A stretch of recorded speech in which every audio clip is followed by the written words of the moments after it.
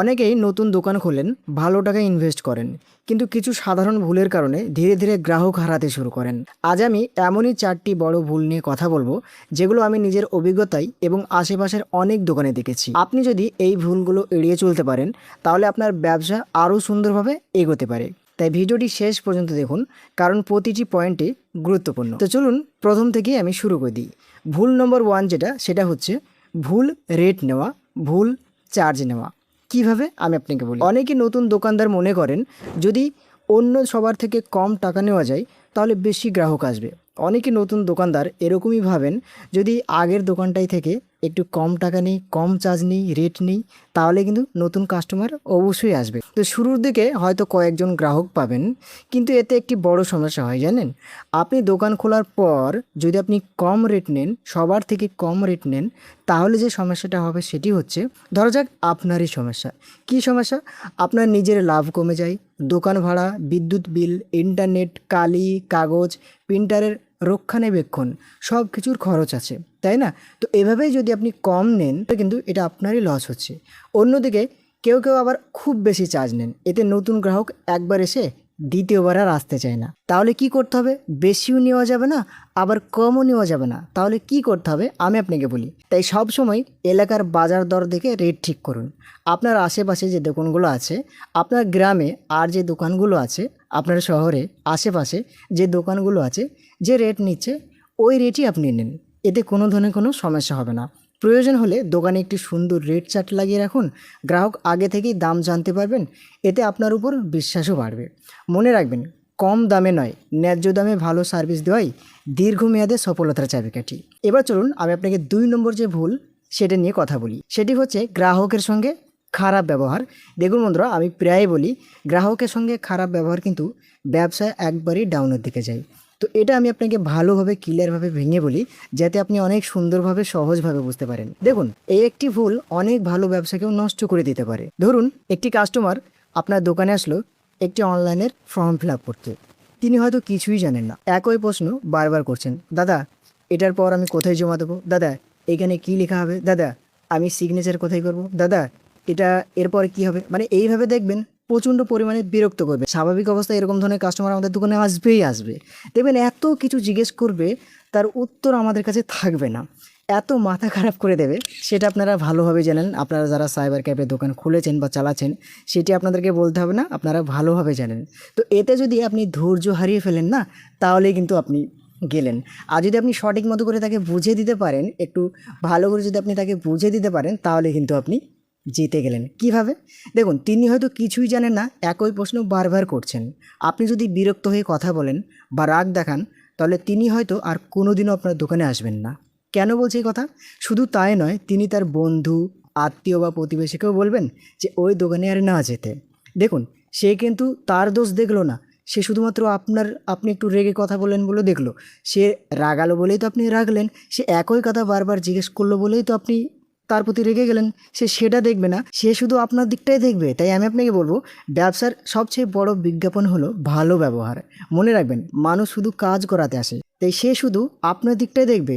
আর অন্যদিকে আপনি যদি ধৈর্য ধরে হাসি মুখে কাজ করে দেন, তাহলে সেই একজন গ্রাহকই আরও অনেক নতুন নতুন গ্রাহক নিয়ে আসতে পারেন। যদি আপনি ধৈর্য ধরে হাসি মুখে, দেখা যাচ্ছে আপনি রেগে গেলেন, আপনার খারাপ লাগছে তার কথা, তারপরেও আপনাকে বুক চেপে রেখে, আপনাকে মন শক্ত করে তারপরেও হাসি মুখে কথা বলতে হবে। মনের মধ্যে রাগ থাকবে, এটা স্বাভাবিক। তারপরেও আপনাকে ঠিক রাখার জন্য অবশ্যই আপনি হাসি মুখে কথা বলবেন। ব্যবসার সবচেয়ে বড় বিজ্ঞাপন হলো ভালো ব্যবহার। মনে রাখবেন, মানুষ শুধু কাজ করাতে আসে না, তারা সম্মানও আশা করে।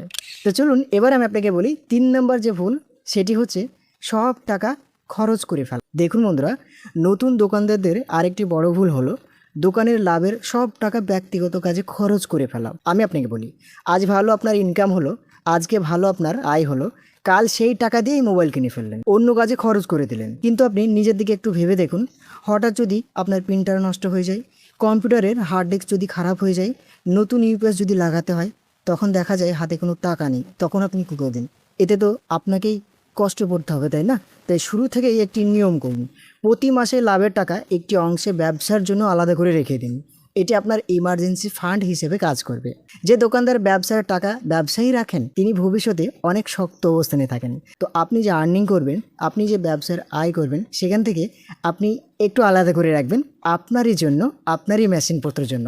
আশা করি এটাও আপনি বুঝতে পেরে গেছেন। তাই আপনি যে আয় করবেন সেখান থেকে সবগুলো আপনি খরচ করে ফেলবেন না, কিছু রাখবেন আপনার মেশিনপত্রের জন্য, আপনার ব্যবসার জন্য। এতে কি হবে, ভবিষ্যতে অনেক শক্ত অবস্থানে থাকবেন। এবার চলুন আমি আপনাকে বলি 4 নম্বর যে ভুল সেটি হচ্ছে ধৈর্য হারিয়ে ফেলা। এটা কিন্তু সবচেয়ে বড় ভুল। আমি আপনাকে বলি, অনেকে ভাবেন দোকান খুললে প্রথম মাস থেকেই অনেক টাকা আয় হবে। অনেকে এটা মনে করেন, যারা নতুন দোকানদার আছেন বা নতুন দোকানদার খুলবো ভাবছেন। আমি আপনাকে বলি, যে টিপসটা বলি, যে পয়েন্টটা বলবো সেটি হচ্ছে, অনেকে এই কথাটাই ভাবেন, দেখবেন যে দোকান খুললেই প্রথম মাস থেকেই মনে হয় ভালো পরিমাণে টাকা হবে। তো টাকা কিভাবে হবে, ইনকাম কিভাবে হবে চলুন বলি। বাস্তবে ব্যবসা এইভাবে চলে না। প্রথমে মানুষ আপনাকে চিনবে, তারপর আপনার কাজ দেখবে, তারপর আপনার উপর বিশ্বাস করবে, এরপর ধীরে ধীরে তারা নিয়মিত গ্রাহকে পরিণত হবে। বোঝা গেল? প্রথমত মানুষ আপনাকে চিনবে, একদিনে তো চেনা যায় না, দুদিনে চেনা যায় না, আস্তে আস্তে চিনবে। তারপর আপনার কাজ দেখবে, কাজের দিকে আপনার লক্ষ্য রাখবে, তারপরে আপনার উপর বিশ্বাস করবে, এরপর ফাইনাল হয়ে যাবে। এরপর ধীরে ধীরে তারা নিয়মিত গ্রাহকে পরিণত হবে। এই পুরো প্রক্রিয়ার সময়ের ব্যাপার আছে, তাই না? এই যে ব্যাপারটা আছে এটা কিন্তু সময়ের ব্যাপার। তাই আপনাকে কি করতে হবে, 2 মাস বা 3 মাস ব্যবসা একটু ধীর গতির হলেই হতাশ আপনি হবেন না। 2 মাস 3 মাস এরকম হতেই পারে স্বাভাবিক অবস্থায়। নিয়মিত আপনি কি করবেন, দোকান খুলবেন, নতুন নতুন কাজ শিখবেন, গ্রাহকের সঙ্গে ভালো ব্যবহার করবেন, নিজের সার্ভিসের মান ভালো রাখবেন। দেখবেন এক সময় আপনার পুরনো গ্রাহকরাই নতুন গ্রাহক নিয়ে আসবেন। এতে কি হবে, আপনার ব্যবসা আস্তে আস্তে গ্রো হতে শুরু করে দেবে।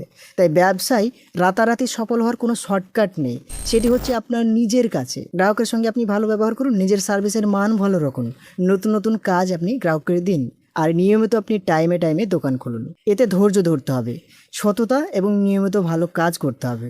এই 3টি জিনিস আপনাকে অনেক দূরে নিয়ে যেতে পারে। তো বন্ধুরা, আজ আমরা নতুন সাইবার ক্যাফে দোকানদারের 4টি বড় ভুল নিয়ে আলোচনা করলাম।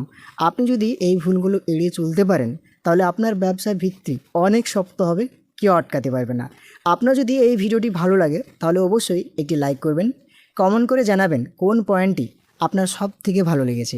আর নতুন সাইবার ক্যাফ, ফটোশপ এবং অনলাইন সার্ভিস সম্পর্কিত ভিডিও পেতে এখনই চ্যানেলটিকে সাবস্ক্রাইব করে পাশে থাকবেন যদি সাবস্ক্রাইব করে না থাকেন, কারণ এ ধরনের ভিডিও আমি নিয়মিত আমার এই চ্যানেলে নিয়ে আসতে থাকি। আজকের মতন এখান থেকেই দেখা হবে আবারও নতুন ভিডিওতে, কোনো একটি নেক্সট ভিডিওতে। ভালো থাকবেন, সবসময় নিজের খেয়াল রাখবেন। ধন্যবাদ।